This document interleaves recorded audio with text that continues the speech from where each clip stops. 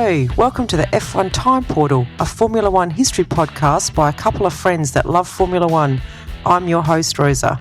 And I'm your Doctor Who host, Luigi. And today we are rating drivers from 1963 for our special series, the Time Portal Championship. So, let's go. Doctor Who? Yeah, it was that or Petticoat Junction. What's cooler, right? Yeah, no, we're not a Petticoat Junction type of podcast, I don't think. No, we're a Doctor Who podcast. Yeah, because we're time travellers. We've got a time portal. I didn't even think of that. I was just going with what was cool. We've got a TARDIS. Yeah, nice. So today we've got Will with us. Hello, Will. Morning, guys. How are you? Yeah, good, thank you. Thanks for having me on the show. Yeah, great. Good to have you. So, yeah, we're going to ask you our 3 questions that we like to put our guests on the spot with. So, yeah, how did you get into Formula One? Yeah, so firstly, I might just introduce myself. Yeah, so my name's Will. I've been into Formula One for quite a while, and I think, in terms of how I actually got myself onto this podcast, I worked with Luigi a few years ago now, but I think we probably worked with each other for maybe a year before we actually discovered that each of us were into Formula One. And then I think we kind of went through that courting process of just trying to work out exactly how into Formula One each of us were. And then I think you changed your background, and then it was full reveal on your computer. And then the arguments that I used to have with Will as well. I reckon. I'd sometimes watch the race. No, it was more about confidentiality. Would you say that's the topic, Will? Confidentiality? Well, I think you were, you were hypersensitive to race results at that point. So if you hadn't watched the race by that stage, you would literally just give me the evil eyes and tell me, do not talk about the result. Yeah, because I'd watch it on Monday night or something. Because for those of you listening, we're in Australia and most of the races are at midnight or 1 or 2 in the morning, depends on the country. And I would watch it Monday night rather than live. So Will would go around. Monday school day, Monday work day was shut up day. Yeah. I was a fast learner on that one. Yeah. Such a bully, Luigi. Gosh. I thought the fights would be about the fact that Luigi's a Prost fan. Yeah, I mean, that's just a constant point of contention, isn't it? Sorry, Rosa, I digress. To answer your question, what got me into Formula One? I remember I was quite young, actually. We used to have this, don't know what my parents were thinking, but I had this black couch that was like the most uncomfortable couch, and you'd sit on it and you'd kind of slide down as you sat on it for a bit of time.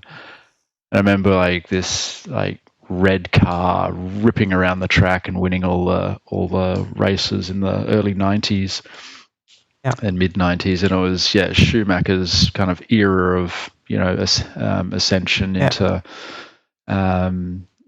Ferrari, and there was kind of the best looking, arguably the best looking Ferrari of the mid 90s with Gerhard Berger and so on. That was the phase that got me into Formula One. Are you a Ferrari fan? Look, I wouldn't say I'm an out and out Ferrari fan. I've got a soft spot for Ferrari, but I think in the 90s I really liked Williams. I thought that suspension thing they had was amazing. Obviously, mixed emotions with the whole Senna situation, but yeah. And so, who's your favourite driver of all time? Senna for sure. Yeah. He's just. I was actually listening to a Martin Brundle interview last night, and I think he's obviously very good with words, but I think he's got a brilliant way of describing Senna's brilliance. And I think for the first time I've actually heard that his depth perception, so ability to judge distance, was probably on another level. I mean, all F1 drivers are absolutely brilliant at that as a skill. Yes. But he was probably one step better. So I think his ability to judge, and you've heard the story about, I think it was Monaco, where a barrier moved by about a centimetre, and then he was just absolutely distraught that he'd hit it. Oh, wow.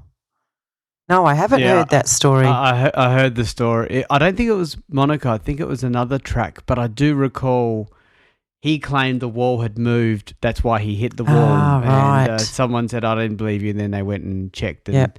another car had hit the wall and moved it a tiny amount. Yep. And that was why Senna hit it later, because it was out of position. Wow. And there was no sims in those days. Hey, he just, Well, Will, I'm going to pencil you in for one of our 1985 TPs or 1980s, mid-80s TPs because, I think I need to stack the deck against Prost sometime. There's no one else that supports Prost but me, so don't worry. I'm outnumbered. I'm aware. I know, but you're going to be so bullish. Anyway, yeah, I will. Yeah. And what about? Oh, we haven't asked. What about your current grid? Is there any favourite driver that you have on the current grid?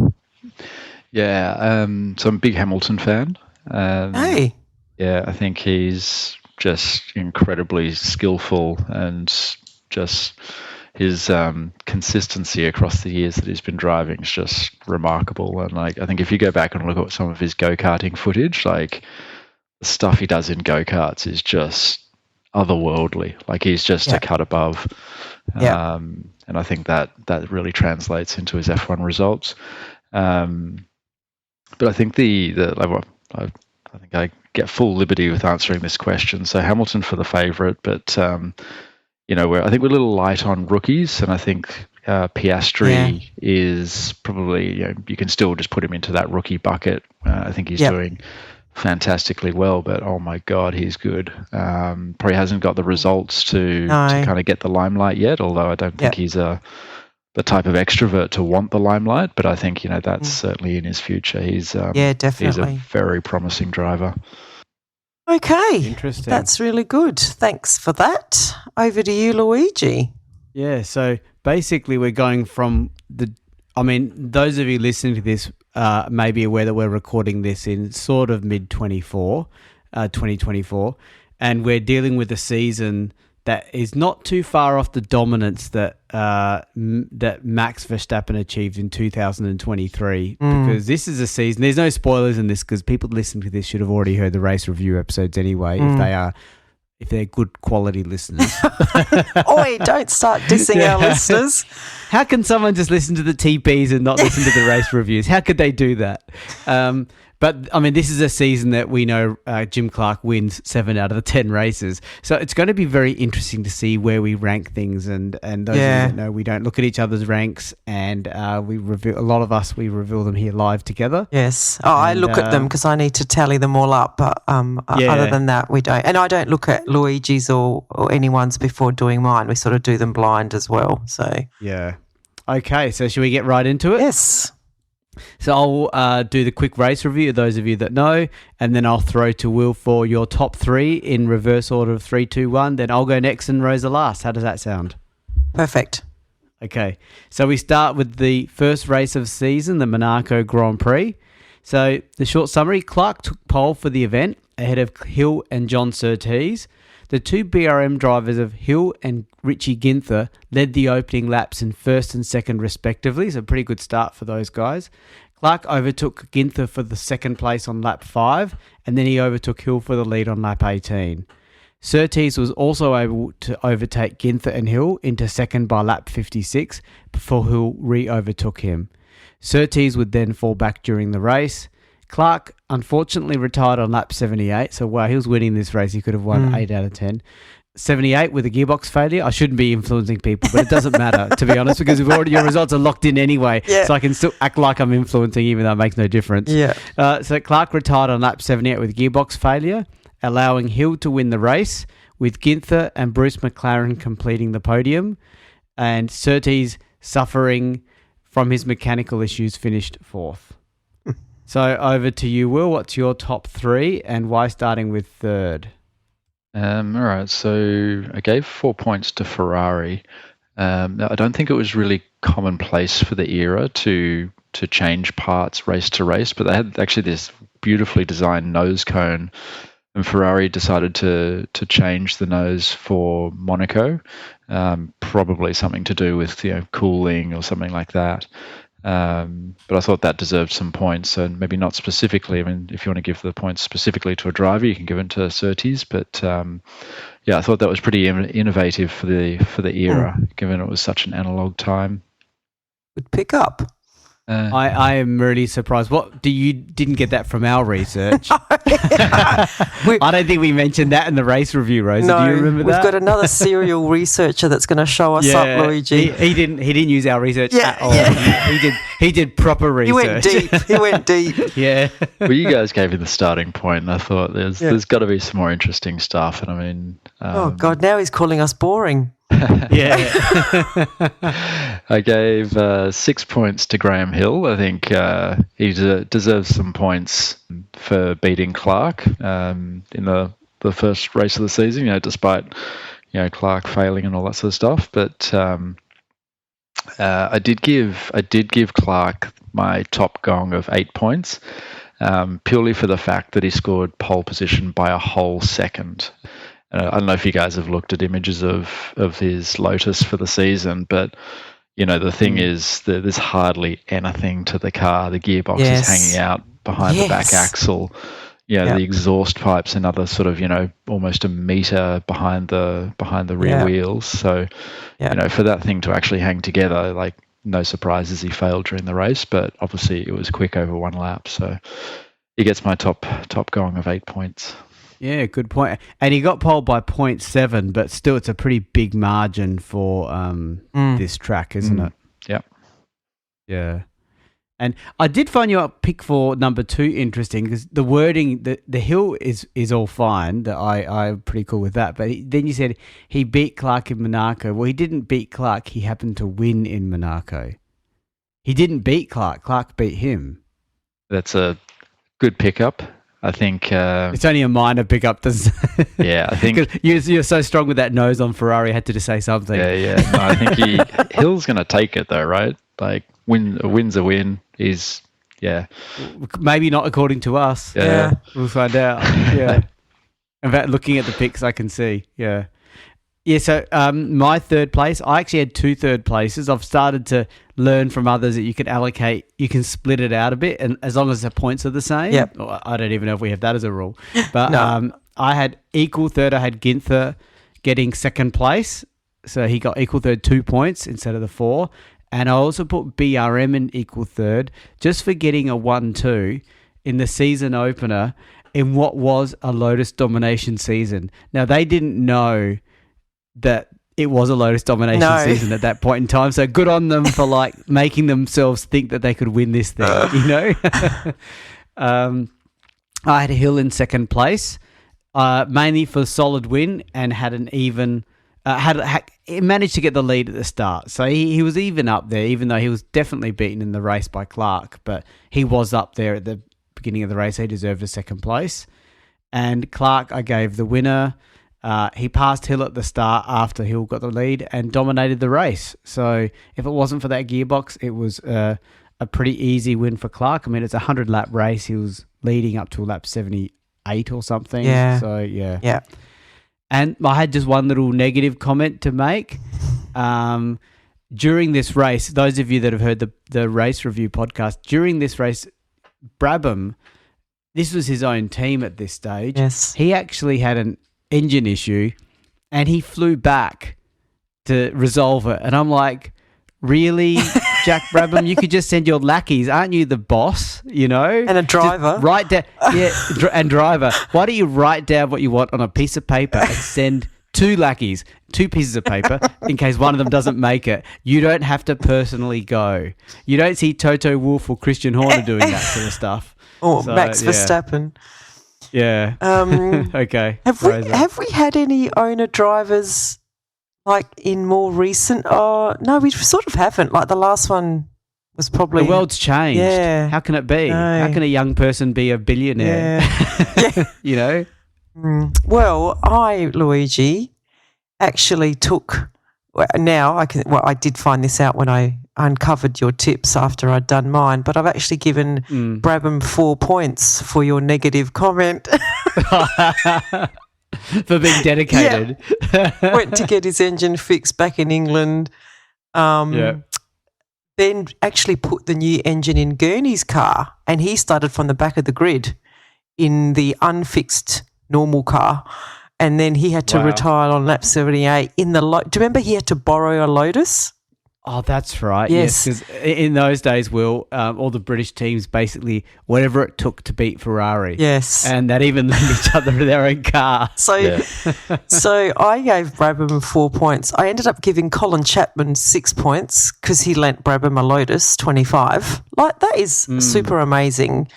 You wouldn't ever see, like, you know, would Christian Horner lend out a Red Bull to any other team on the grid right now or ever?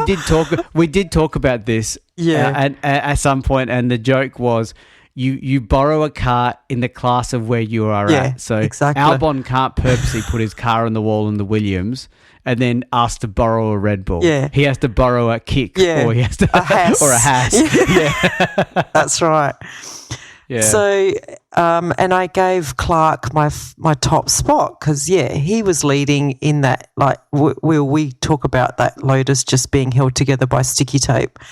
It's so light. And, he should have won that race. And, it's interesting because I think is this the second year that Hill wins in Monaco, Luigi? Is this like part of his Mr. Monaco? Yeah, it's part. I don't know which one it is, but can't remember. He's won a lot. But this one was lucky. Like, he was lucky to win this one. So it's interesting that Mr. Oh no, but that's racing, isn't it? That's the point. Yeah.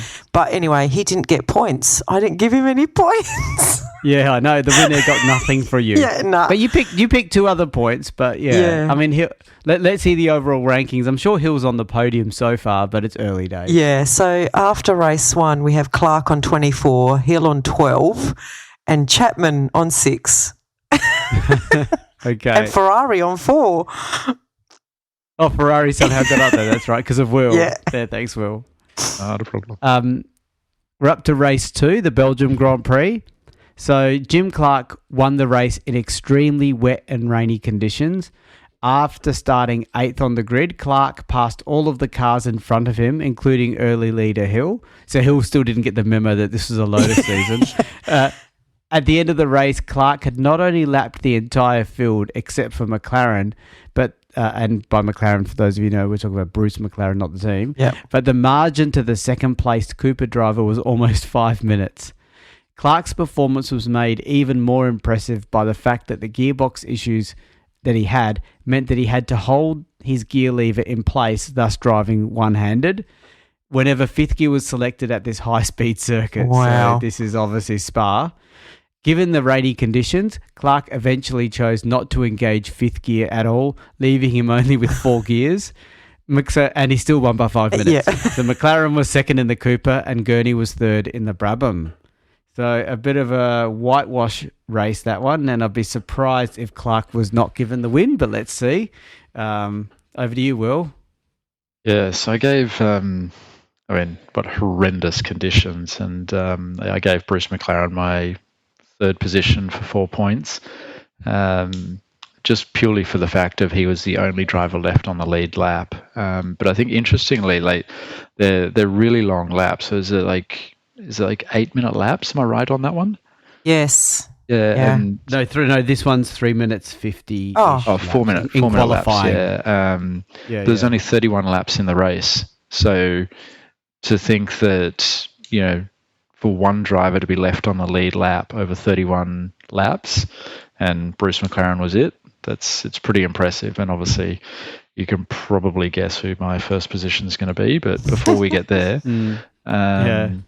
for second position, Maresi, and I thought this was just pure entertainment for me. So the team claimed an electrical fault in a time of completely analog cars. So I'm really not sure what he was claiming. They would have had batteries back in those days, right? Maybe there was a electrical battery component on the car, and he's claimed it as an electrical fault rather than calling it a battery. I mean, credit to him. What team was he in? I don't recall. He's in Ferrari. Is he in Ferrari? And I'm starting to see a pattern in your picks here. And yeah, you guessed it. Clark gets top spot. I think both for the lead that he established over 31 laps. It was one-handed and it was in the wet. Yep. Yeah. Good call out for Marisi, because Marisi even got pole position, which is... Did he get pole? No, he didn't. No. Sorry, it was Graham Hill. I was looking at the grid the wrong way around. Okay, got in the front row, so... Well, that's good. I still think that's generous. I think that's generous, Will, because Paul McLaren, he drove in the wet race, and as far as you're concerned, he's good enough for third. Yeah. Not Marisi. What did he do in the race? Let me see where he finished. You didn't say that these points are based on merit. I mean, they're based on a bit of entertainment as well. There you go. They are. He retired on lap 7. With an electrical fault. And you gave him second place. I love it. Go, Will. Yeah, just calling it, Will. Just calling that I'm questioning your Ferrari bias. Look, don't pressure the logic too much. There's not much. Look, you impressed us with that nose thing for Ferrari in the last race, and you threw it away here. Just saying. So I had McLaren in third place. He came second and did well to get up there in what were very tough conditions, so good on him for that. I put Hill in second. I felt like he should have come second, but retired at the halfway mark due to car issues, so he should have been maybe the distant second place, not McLaren. And Clark first. Yeah, same reasons as the rest of you guys. Dominant win. And even came through from 8th on the grid, and he doesn't normally start from 8th on the grid, so that didn't faze him. Yep. Well, I gave my third spot to Gurney. I thought he had a good race. I think he qualified fairly strongly as well, didn't he, Louis? I don't know. I wrote that down. I didn't look it up. Yeah, second. Yeah. Second in the Brabham. And Brabham's a new team still. Yeah, exactly. And we do talk in this season about how he sort of out-qualifies and out-races his World Championship teammate quite a bit. So this was a good race from him in the wet. McLaren, I gave my second place to, 5th to 2nd in, awful conditions. So good on him. And, how can you go past Clark? Started 8th, led by the end of lap 1, drove one-handed in the rain. How many more things do you need to add? And, lapped the entire field. What else could he do apart from take off and fly? It's just amazing. Yeah, and Rosa, your top 3 is pretty much the podium of the race. Yes, I did. I did see that. I don't but really, there was just nothing really else that happened in this race apart from the electrical fault, which I didn't pick up. Yeah, true. So after race 2, we have Clark on 24, McLaren on 14. Oh, sorry, I've got the wrong. We've got Clark on 48, Hill on 18, and McLaren on 14. Talk about a big lead straight away. Yeah. Okay. So the Dutch Grand Prix, race 3. Where I was going to say quickly, I see where Will has messed up his strategy. He gave Marisi that position. I'm really focused on that. But he didn't give it to Ferrari.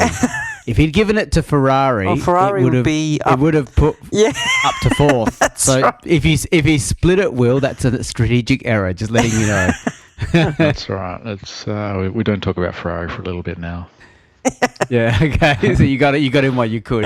You found basically. I'm sure Will is googling awesome Ferrari achievements of 1963, and that's where he's getting his picks. Okay, so we're up to third race of the season, the Dutch Grand Prix. Clark took pole, Hill second, and McLaren just beat out Brabham to take the last spot on the front row. And Surtees and the Ferrari took 4th. So Clark gained the lead at the start and left Hill and McLaren fighting for second place. Brabham then overtook Hill for second. Gurney in the Brabham was making his way through the field after being last off the grid due to fluffing a gear change, what we call a nonsense start. I'm sure we did call it that in the race review. By lap 20, Clark's lead was 20 seconds over Hill, and with Surtees 4th, but Gurney in the second. Brabham, I think in the second. Brabham. Yeah. His fuel pipe came loose, so he had to pit, which put But was soon back on track, having lost 3 places. Yes, thank you. That's all right. By lap 50, it's too early. We're recording this in the morning, everyone. We don't normally do these episodes in the morning, just saying. By lap 50, Gurney was now only 20 seconds behind Surtees, who was still 4th. Hill's BRM had been running hot since the race started, which forced him to stop for water, which let Surtees and Gurney through. But then the Ferrari overcooked a corner and Gurney and Hill went past Surtees. This short review is quite long, actually. Yes. Hill challenged hard, but his engine died as he was about to complete the overtake. Clark won the race a clear lap ahead of Gurney, with Surtees 3rd. So over to you, Will. So I gave Brabham my 3rd place. The thing that kind of stood out for me here was that he's driving to the limit of his car. He's obviously just, come back from the factory having fixed his engine and all that sort of stuff. And he's got a little bit of confidence and he's absolutely driving the wheels off the thing. So I think, kudos to that for driving it on the edge. I gave Gurney my 2nd place. I mean, how could you? I mean, it was a tough battle whether I should have given him the 8 points or just give him the 6. So ultimately I decided on giving him 6 points. But what if he nailed the start? Like, do you reckon he could have beaten Clark? Like, if he didn't, do the whole kind of last to second? That's an interesting question. Yes, yeah. It would have been a good race to see. Absolutely. Yeah, and a good track too to have it on as well. Some good straights, some good technical sections. So it could have been a really good one if he got off the line okay. And I gave Clark the top spot. I mean, lapping the field almost for the 2nd race in a row. Like that's another fantastic effort. Okay. Solid picks, and I've gone 3rd for Graham Hill. I felt he should have come 2nd if not for car issues with 10 laps to go. I gave Gurney 2nd. He qualified 14th, was last off the grid due to a gear issue, which I think may have been his own fault. Had issues with his fuel pipe, but still charged up to 2nd and almost gave him 1st. But because he was a lap behind, he got 2nd because Clark was just too good with his 1st place. So pure domination, 1st place. Bit of a story of the season for Hill, isn't it? Because he's there or thereabouts, but he's continuously plagued. I do wonder where the rest of the British contingent lending him parts were at this point. Well, I will flag that in 1908, this is 63. Yeah, he was the defending champion. I just got to remember that. Yeah, so a bit disappointing for him actually in that regard because he's been there up there, despite Clark being up there even more so. Yeah, see, I've really punished Hill so far. I haven't really given him any points because, he's defending champion and I think he just hasn't performed as much. I think he's performing below his potential and the car's potential at this point. But anyway, you're a little bit of a closet Graham Hill fan, Luigi. Sensing. No, I'm absolutely not. I really am not. Oh gosh, I've hit a nerve. Did I? I didn't realise I came across that way. Okay, I gave. Oh, Luigi's going to cane me for this one. I gave my 3rd spot to Surtees because he's in a Ferrari, and look, I think that was a red car. That's right. Red is best. Look, I think he did well to stay up there and finish 3rd. It's a good race for a Ferrari, which is really not performing that great this season. I gave Clark my 2nd place because I rated Gurney's race a bit ahead of Clark. I mean, at this point, Clark is dominating everything. And I just thought Gurney's effort, qualified 14th, stuffed up the start. So, he got out last. And then he had a lengthy pit stop and that was just a great comeback drive in a Brabham. So I gave him my 8 points. So it was one of the only races where Clark didn't get my top spot, I think. And I'm just trying to see where Surtees finished in the race. He finished 3rd. 3rd, okay. Okay.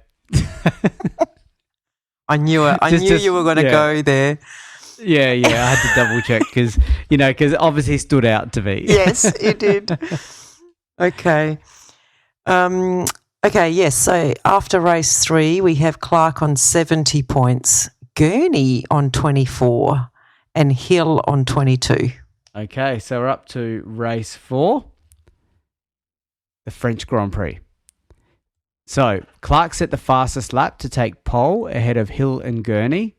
Hill's engine wouldn't fire, so the starter instructed the BRM mechanics to push start the car and then wheel it back to its proper position on the grid, and as a result, local rules imposed a 1-minute penalty, which was interesting for the time, and we talk about that a lot more in the race review. Again, Clark was in good form and opened up a 3-second lead on the opening lap. Brabham moved up and was in second place. After 12 laps, Clark had an 18-second lead, but suddenly his Lotus couldn't reach the top revs in his car. Then it started to rain. Clark initially stretched his lead, obviously despite the issues, but as Brabham got used to the conditions, he closed the gap to Clark to within about 20 seconds with 10 laps to go. That's so funny that's close, isn't it? It's like, ooh. Yeah. Yeah. But then Brabham had engine issues, dropped him to 6th place, and 2 laps later, Bruce McLaren's transistor box burnt out, bringing his Cooper to a standstill, which moved Brabham up to 5th. Hill's clutch kept slipping, allowing Mags to overtake him on the second to last lap, but he was still able to hang on to 3rd place by 1.3 seconds after deducting the 1-minute penalty Hill had attracted at the start of the race when he got that push start. The CSI, which is the Federation of Formula One governing body at the time, withheld the 4 championship points that Hill earned because of the push start, even though he was allowed to keep his 3rd position. So over to you, Rosa, for your top... not Rosa, Will, for your top 3. Oh, I see Will's picks look interesting. I love them. I haven't read the reasons. I'll listen with my ears. Yeah, so firstly, this is the French Grand Prix. So the 3rd position, so 4 points. I'm actually going to give 4 points to every single driver that did Le Mans a couple of weeks before the French Grand Prix, because Le Mans was on the 6th of June, obviously in France as well. And they had to back up on the 30th of June for the F1. So you can see they're pretty busy and obviously driving completely different cars in Le Mans. And Surtees did really well at Le Mans, and he had a very good-looking Ferrari that had that sort of very similar sort of shark nose design on his Le Mans car, similar to his F1. Oh, wow. Okay. So there you go. That's a sprinkling of points for all of those that we haven't given points to so far. Okay. Wow, that's a very unusual pick. Yes. I've completely deviated, but the theme continues for the French F1. So in second position, I'm actually going to give the FIA 6 points. Now, this is highly unconventional, and I recognise that. But there's some very questionable decisions from the FIA around Hill's start and also Hill's finish, but they allowed him to retain the podium.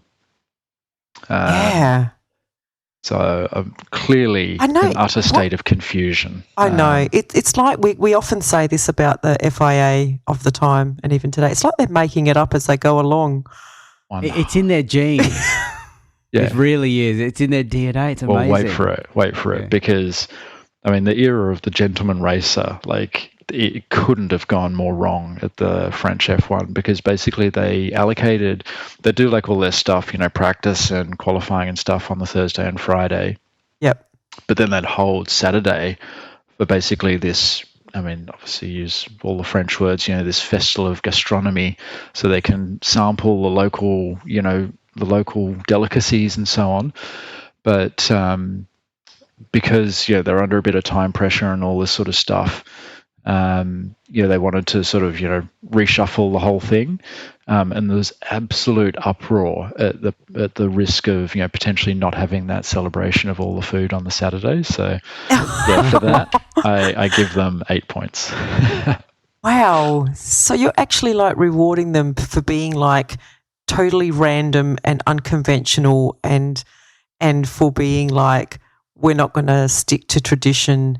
We're just going to be this totally confusing body that's meant to like govern our sport, but we don't care. You've given them points for that, Will. Yeah, absolutely. Look, it's acknowledgement. Maybe I wouldn't call them points. And I think this is what happens when you have one driver dominating a season. Will starts going off on random tangents. Interesting. Thank you for that, Will. I didn't even know about the gastronomy thing. So again, we get these guests on here that show us up, Luigi. I know he's dug deep, Jeepers. so we need to invite him more often. I think We've got questions we can ask Will. Much. What happened there? Yes. Yeah, If we're struggling for something to say, we go, Will. Yeah, what happened? Yeah. So for my top three, I had Hill in third place. He got third despite a car issue on the last lap against Mags, and plus the 1 minute penalty, and the officials didn't give him third. So I'm fixing that here. So I'm giving him third. In second place, I had Mags. He qualified 8th and came second. And yes, there was a lot of attrition, but he was at least up there. And it was a good effort by him in that car. And first was Clark. He got the top 4 times in qualifying, apparently, and of course dominated the race. And the only thing I have to say that's negative, my negative pick, is to the race starter for using the red flag to start the race, which caused total confusion. Yes. It's because he didn't have his snails and frog's legs on the Saturday. Yeah, that's right. He was hungry. He was hungry. He was hangry. Yeah. Hangry. So I dug deep in this one. I thought this was a bit of a boring race. I did not want to give Hill third place. I mean, technically he should have been disqualified. He got a push start. He should not have been allowed to even continue on with the race. So many other drivers they get disqualified a bit unfairly sometimes, and he was just able to continue with the race. So I've righted the wrongs of the FIA and not given him third spot. So in my third spot, I've given it to Amon. He started 17th and he finished 7th in a Lola. And you know, Luigi, I've got a soft spot for the Lola. And he also became, in this race, the youngest driver to complete a race, and a record that stuck until 2001 when Alonso broke it. So, and he finished 7th instead. He could have even got a point. Just one more position. You know? Yeah, exactly. And I didn't look how many retirements there were between 17th and 7th, but I think he actually did beat a few drivers in there. I don't think they were all retirements. I agreed with you. I think in the end I gave Mags second spot from 8th to 2nd. That was pretty good. Yeah, keeping it on the track. And Clark, another Grand Slam, pole, fastest lap, and win. Solid result. And I've got a soft spot for Eamon too, to be honest. Oh, do you? Oh, there you go. Because he was so unlucky. Okay. So unlucky. I don't think we've come to that, have we? This is his debut, so let's not talk about that. So, yes, after race 4, we have Clark on 86 points. Wow. And Hill second on 26 points. Jeepers. I don't think we've ever seen such a big gap between first and second. And that's with those Ferrari and FIA picks from Will. Exactly. Yeah, Clark should could have been even arguably be bigger lead. Exactly. And this is only after 4 races. That's unbelievable. And in third place we have Gurney on 24 points. So I think the race is for second spot on our TP championship. Yeah. So we might actually leave it there. I think we've got a few more races to go and a lot more discussion to be had. So we'll see you back here next time for the second part of the TP Championship for 1963. Okay, thanks everyone. Bye. Bye. We have a Patreon! Yay, we're a professional podcast now. So it means a lot to us if you are able to support the F1 Time Portal podcast. For a small monthly fee, You not only get ad-free podcast content, you will also receive special episodes that are exclusively uploaded for our Patreon financial supporters. We promise at least 2 additional exclusive episodes each month aligned to the decade we are up to in the show. And you will also be able to make suggestions about any special episodes you may want us to research and present. We can't promise that we can do all of them, but we will consider them. So, if that sounds like an entertainment bargain to you, go and sign up at patreon.com/F1 Time Portal today. If you're enjoying our podcast, please tell your friends and non-F1 friends alike. Yeah, and don't forget to rate us 5 stars or whatever highest is available on the podcast platform that you use. We have a range of social media handles for you to connect with fellow listeners, so look up F1 Time Portal on all the usual platforms. Or visit us at www.f1timeportal.com or email us at f1timeportal@gmail.com. We would like to give credit to our primary reference materials, a series of books called Grand Prix by Mike Lang. We also use many other written and digital references, which are in our show notes. Thank you for your support. Thank you.